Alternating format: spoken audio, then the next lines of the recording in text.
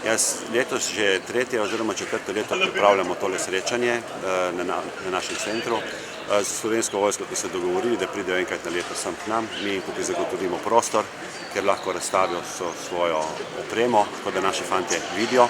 Hkrati pa smo organizirali letos in lani tudi predstavitve Slovenske vojske za naše dijake v tretjih, četrtih letnikih, kjer tudi dobijo vse informacije o tem, kakšne možnosti imajo za zaposlitev v Slovenski vojski, katera področja pokrivajo. Tako da, glede na to, da smo v glavnem tudi vsaj v tem delu bolj fantovska šola, je to za naše fante tudi zelo zanimivo in jaz ocenjujem, da so ta srečanja uspešna.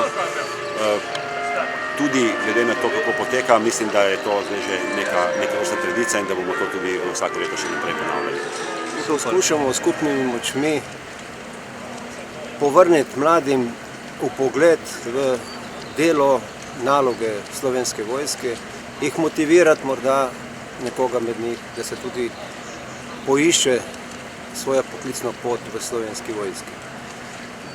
Ta prireditev tukaj mi je zelo všeč, ker vidim veliko tega orožja, kar uporablja naša vojska.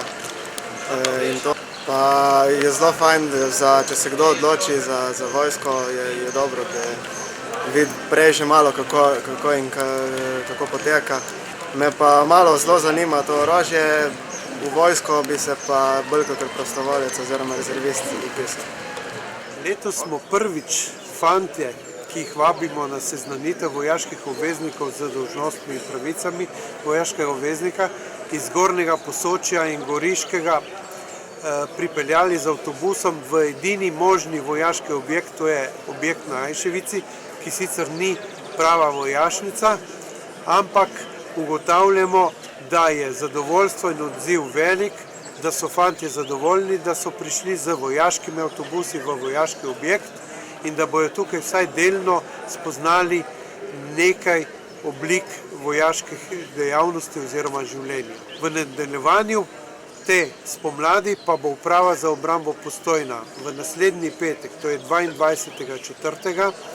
v vojašnici v Postojni izvedla seznanitev za vojaške obveznike občin Postojna, Cerknica, Bloka in Loška dolina, kjer bomo poleg klasične predstavitve Slovenske vojske poskusili letos tudi obuditi tradicijo nabornih vozov ali štejlingov domače.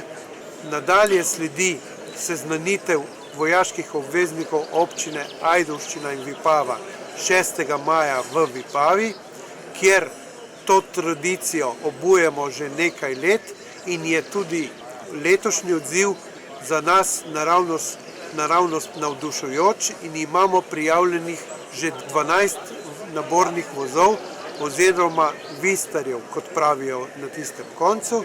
Spomladanske aktivnosti končuje Uprava za obrambo Postojna 14. maja z seznanitvijo fantov vseh 4 občin, obalnih občin in sicer na dnevu odprtih vrat 430. mornariškega diviziona, ki bo predstavil obe vojaški ladji in pa neke druge tehnike, s katero